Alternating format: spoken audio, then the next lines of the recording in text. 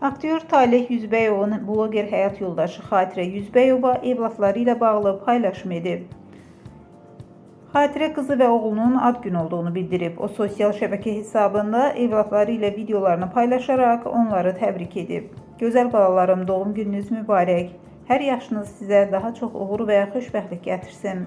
Qeyd edək ki, Xatirə bir müddət əvvəl qızı və oğlunun autizmli olduğunu açıqlayaraq gündəmə gəlmişdi. O, tədbirlərin birində bu barədə danışarkən göz yaşlarını saxlaya bilməmişdi. Daha sonra Talih də evladları ilə bağlı açıqlama yaymışdı.